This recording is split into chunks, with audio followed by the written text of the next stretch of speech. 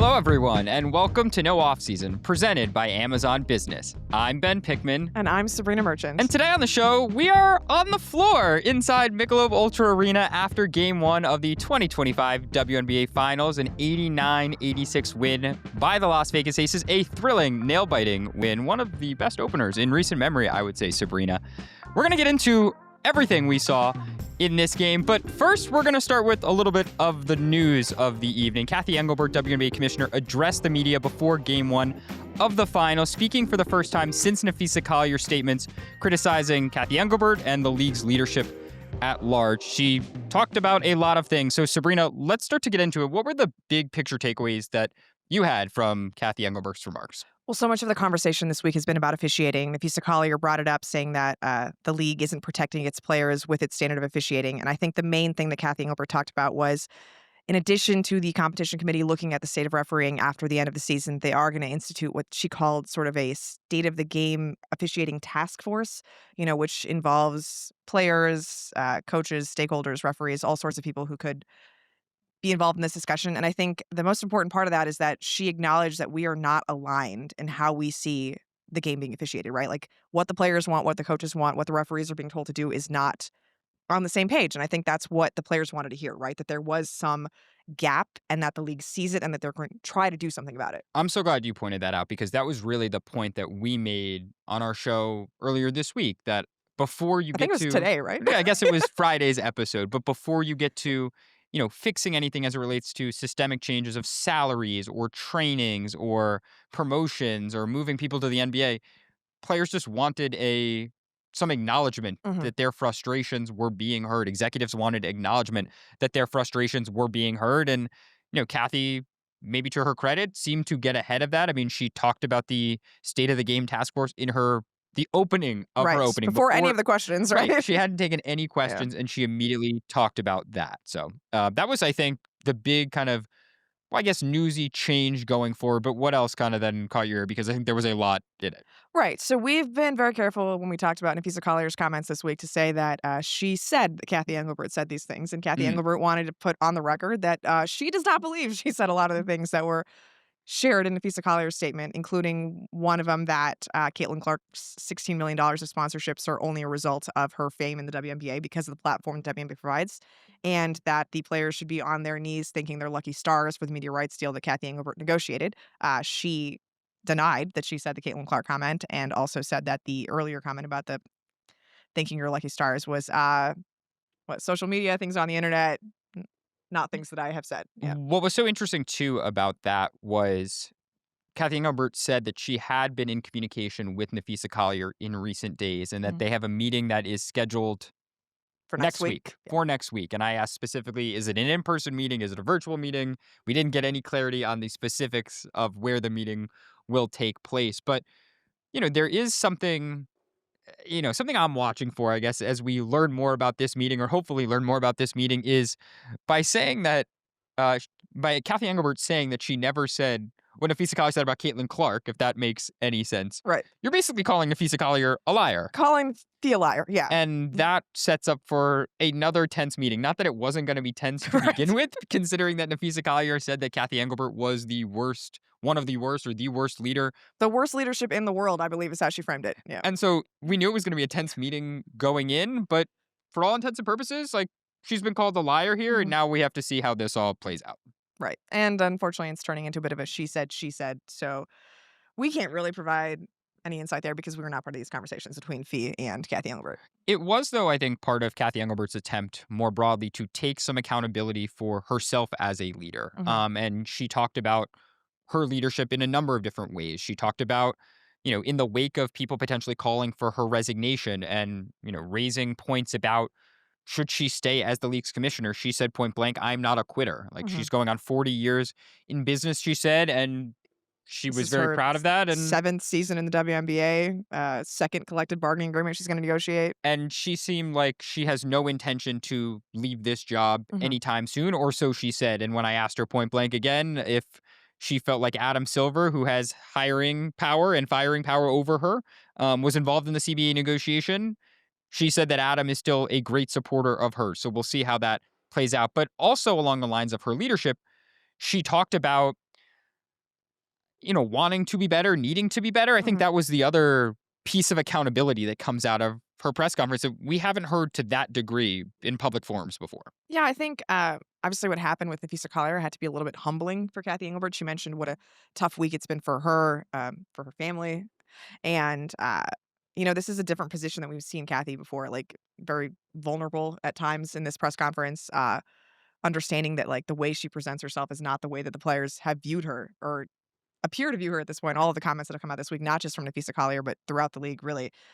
And, maybe it sparked a tune change in how she wants to present herself. Right. Maybe it's just some sort of, okay, I have to look inward and figure out how to repair my relationship with these players. But it was sort of a different tenor than we usually get from Cathy, especially when, like, objectively, there's a lot to celebrate for the league, right? Like record attendance, viewership, tickets, all these sorts of things.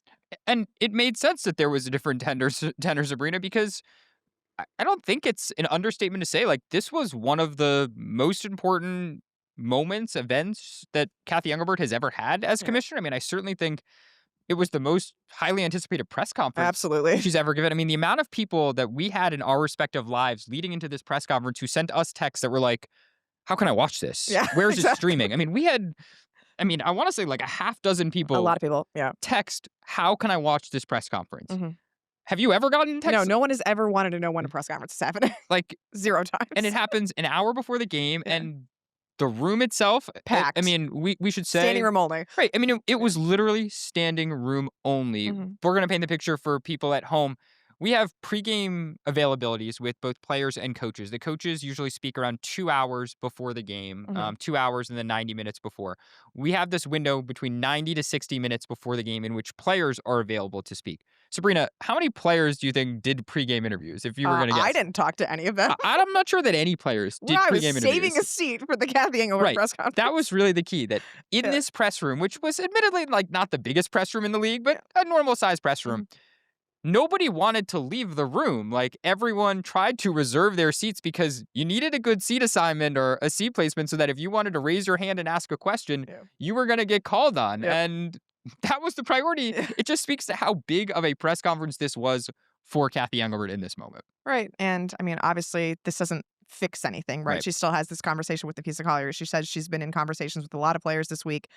Looming over all of this are the collective bargaining negotiations, which the deadline is technically on October 31st. But Cathy talked at length about how she's optimistic about the possibility of an extension because of how negotiations are going. So, still a lot of work to be done. This is really just another salvo in the conversation. And on the CBA, we should just say, as we tie this up, no real changes that Cathy Engelbert wanted to update us with. I mean, Kelsey Plum earlier this week described the talks still as combative, said they're far apart. Cathy Engelbert, when she was reflecting on the talk, she used a lot of the same phrases that we have heard her use throughout her public remarks in this whole process, talking about, wanting to increase player salaries, having that be an intention, but also needing to create balance profitability and so balance that owners priorities. Continue to want to invest in the league. Yeah. Right. And that is things that, consistent with what we've heard, she said they are continuing to meet. And she, again, seemingly acknowledged the possibility of an extension, which with every passing day seems more and more likely. Absolutely.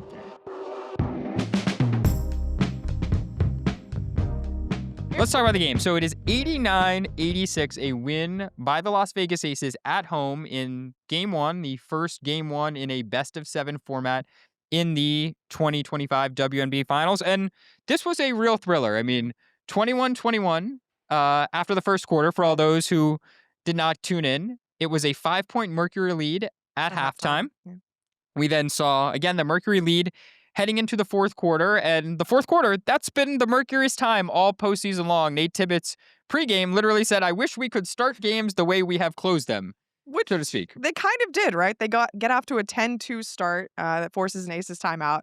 And then their fourth quarter looked a lot like their first quarter. But it is funny that you say that this is like the most exciting Game 1 in recent memory. We literally had an overtime game in Game 1 of the finals last year. You're right. Maybe 15-point comeback with the Courtney Williams 4-point play. Ultimate revisionist history by me. I apologize. We're not going to redo the intro because, it's revisionist history. We're in the moment here. But that is a great point by you. But look, that just speaks to how exciting this one was. And then in the fourth quarter, I'll just map it out big picture.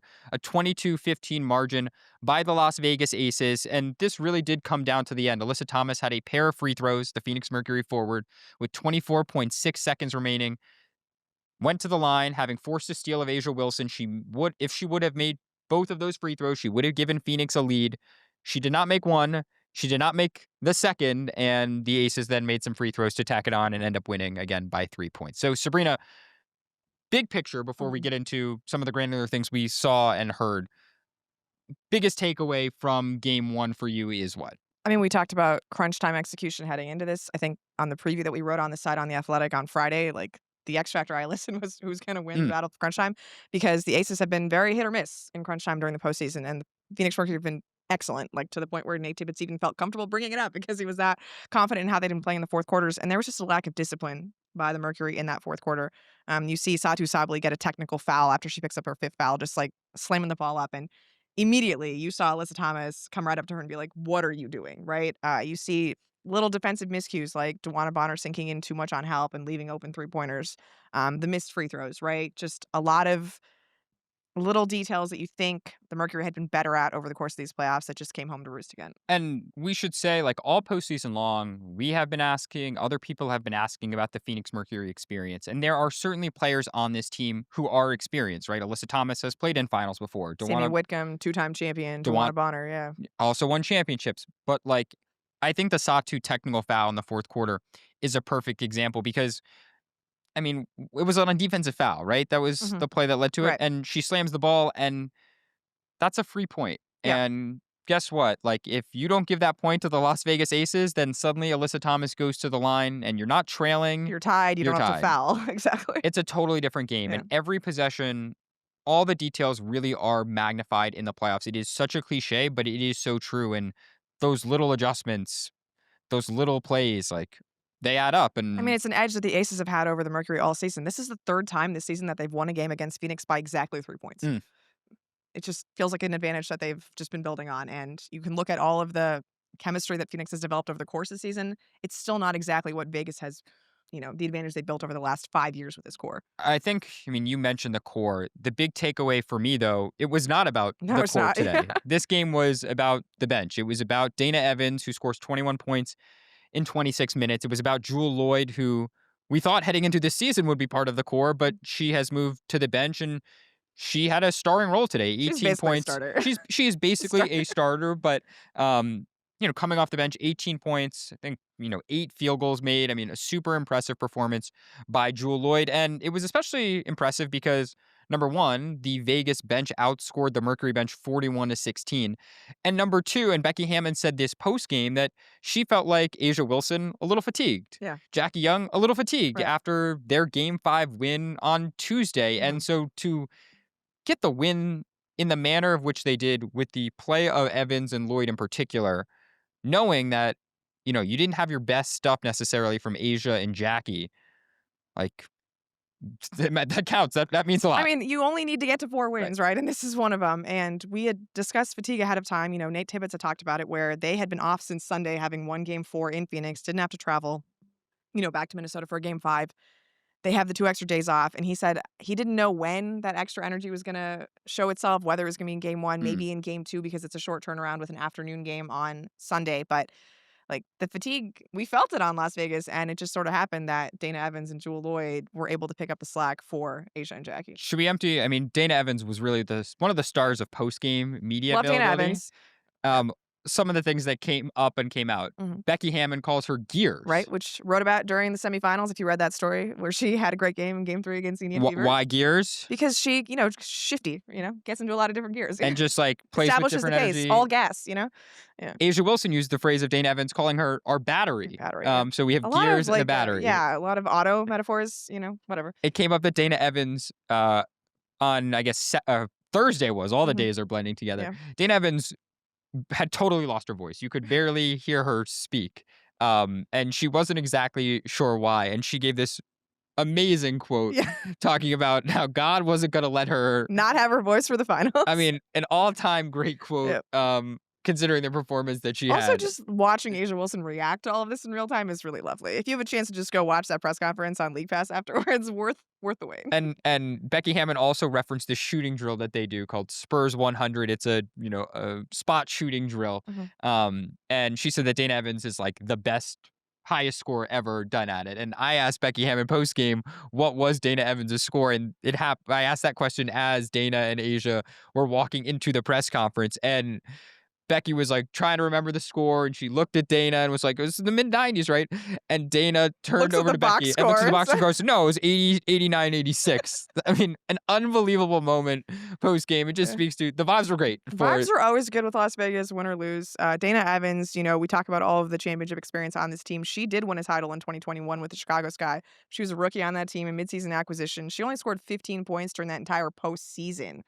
21 Hmm. points today in game one. Wow. Do you think we see more of the Phoenix Mercury bench going forward? I mean, we saw Dewana Bonner. She scored 10 points. Sammy Whitcomb ends up playing 22, 23 minutes, though she briefly went to the locker room. Mhm. It was interesting. I mean, they've trusted Kat Westfeld all year long. She started, I want to say, 20-plus games for them and is now a steady reserve. She plays just 5 minutes. I don't know if Kat Westfeld is necessarily the difference, but I thought it was interesting game one right off the bat when normally you see a coach kind of be more open to trying things Yeah, they out usually to shorten the rotation as the series goes right along, right? Yeah. for him to cut Westbell's minute in game one. I thought that was something that caught my ear too. Yeah, Westfeld's been a little hit or miss in the rotation. I feel like her ability to guard Asia Wilson is, I don't want to say non-existent, but it's Mm, tough. It's a tough yeah, assignment. And I think they felt better about their switching lineup with Dewana Bonner at the nominal 5 or Natasha Mack playing center. I honestly thought that maybe they went to the bench a little too much. I think I would have rather seen some more Monika Komakani instead of Dewana Bonner, mm, just given how much Bonner was struggling with the Evans assignment. A lot of those buckets that you saw Dana Evans hit were like in transition with Bonner failing to match up or Evans, just blowing by Bonner. Um, yeah, it wasn't a great performance for her. I know Nate said that, like, we don't get to the finals without Dewana Bonner hitting right. those 3 threes in game 4, but, like, she hadn't been hitting anything before that, and I wonder if we're just in another stretch where, like, how long can you wait for Dewana Bonner's veteran moment to come through before you, turn to more Cat Westfeld or the other players on this roster? And that was some of Dewana Bonner's defensive struggles, but Mhm. I think we should also talk about what the Las Vegas Aces did on the defensive end because that was again one of the other storylines coming out of this game because much like many high school teams around the country, I'll use that analogy, the Phoenix Mercury struggled to go up against a 2-3 zone It in the is second the half. funniest thing about his own defense in professional basketball, like, because it is not the most common thing you see, you're so used to seeing man, that someone throws out a zone for, like, 3 minutes and you just forget that, like, oh, you just need to, like, get the ball in the middle of the floor and, like, work out of the high post, It's just the basic principles that everybody knows about how to deal with the zone just elude their minds when they see it in a professional basketball game. And you never know, like they'll watch the film. I'm sure Mhm. they'll adjust. They're playing in front of a raucous environment. The crowd was super, super into it, super, super loud in game one. Maybe that makes it harder to make reads, Mhm. right? When you're just having to go pass, pass, pass. But Right. the reason they went to the zone, it clogs up the middle. It forces Phoenix out of the middle of the floor, Right. and the Aces trusted their guards, their wings, to sprint out on shooters. And we saw Phoenix just 14 of 36 on three-pointers, and the zone was one of the big defensive adjustments that the Aces made, and it really did pay off. Yeah, I mean, Alyssa Thomas is basically just living in the middle of the lane. That inverted pick and roll that worked so well against New York, worked so well against Minnesota, is working very well in the Yep, first half against Las Vegas. And the Aces were just like, all right, we're just gonna have to make some compromises here. And they weren't rebounding the ball particularly well anyway. So you can afford to go small. That keeps Dana Evans on the floor. Melissa Smith was in foul trouble yep, regardless, so they couldn't really play big. Just a lot of reasons to go to a zone. I don't expect it to be a thing that's going to come up a lot more in this series because, again, like once you look at the adjustments, Phoenix will figure out how to beat one of the most basic defenses in basketball. yep. But you got to get 4 wins, right? And this is one of them, and the zone is a big part of that. Before we look ahead in even more depth, one more moment on AT. Mhm. How do you just think about her game, a near triple-double, 15, 10, and 9, but she has this golden opportunity to tie the game and potentially win the game, and Mhm. it slips out of her hands.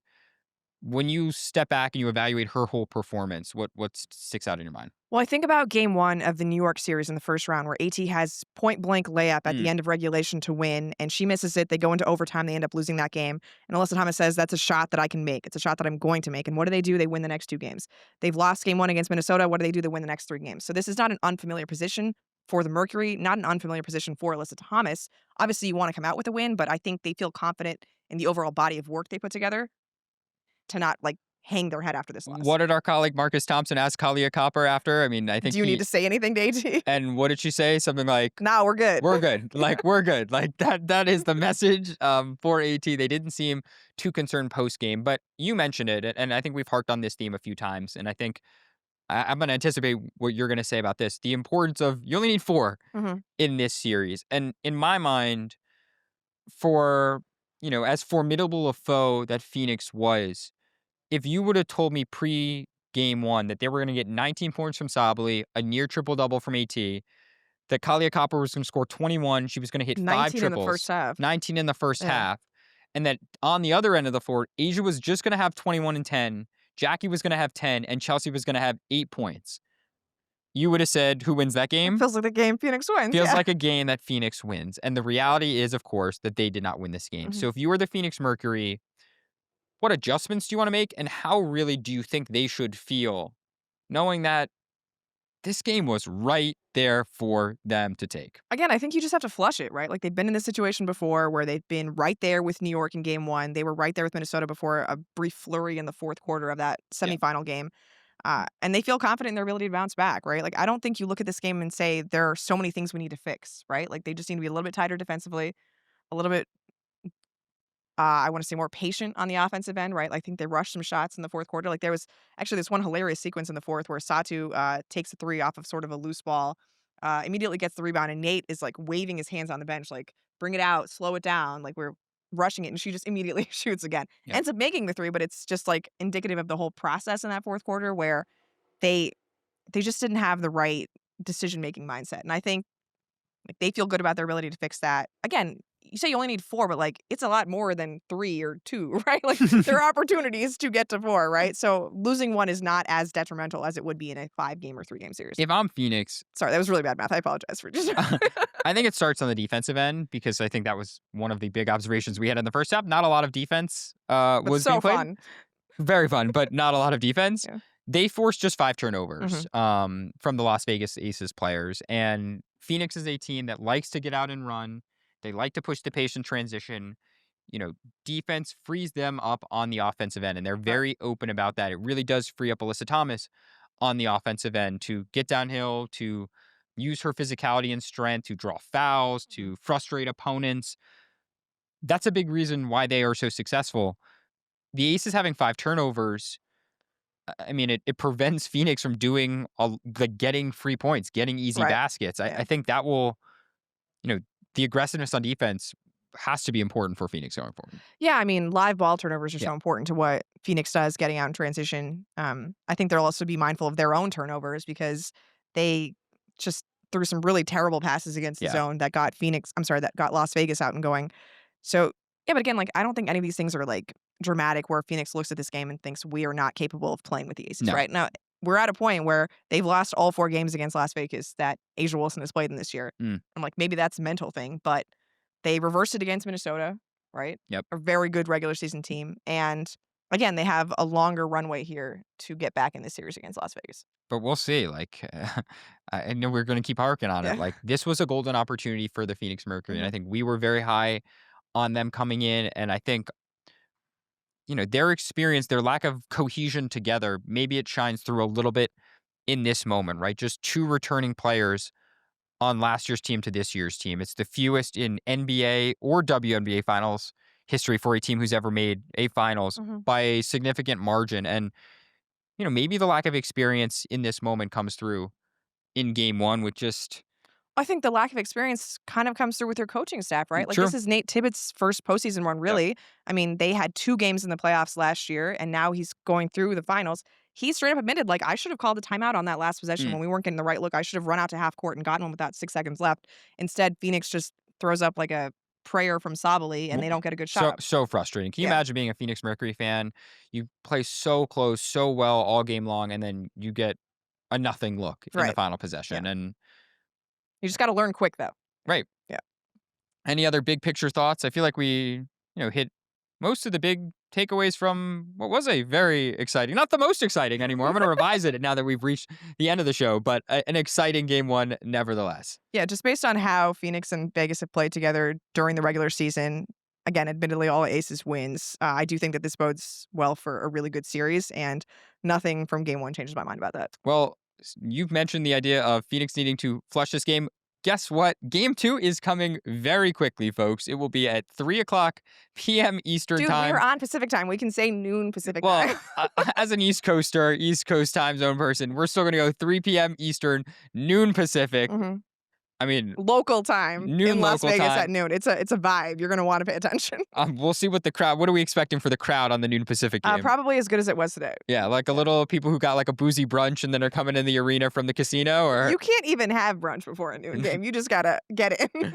Well, we shall see what the crowd brings. Safe bet it is going to be loud yet again for game 2. And Sabreena, I think that is all we have for everyone today. We will be back in your feeds after game 2 when we react to all things we see and hear in game 2 and look ahead to game 3, which is a crazy thing to say, but this series is moving fast. Don't forget, our series, our cadence rather, has changed during this series, during the finals. We'll be dropping an episode for you after every single game, so look out for those. And also, please follow us on our Instagram page. We are posting a lot of behind-the-scenes content. TA, no off-season. Our great social producer, Bree, is here just working so hard for us, producing great content for us. So you'll get a lot of behind the scenes, both of press conferences, both of us, both of players. You'll see it all. Stay tuned to all of that. And wherever you're listening, once you follow us on Instagram, please follow our show too. If you're watching on YouTube, please subscribe as always and tell your friends to check us out. While you're at it, drop us a rating, drop a comment. We'd love to hear from you. And of course, head on over to our partner at the Yahoo Sports Hub for more content at sports.yahoo.com/women's-sports. On behalf of the Athletics, Sabreena Merchant, I am Ben Pickman. Thank you for listening, and we will see you next time. Thanks for tuning in to No Off Season. To hear more, be sure to like and subscribe. We drop new episodes every Tuesday and Friday.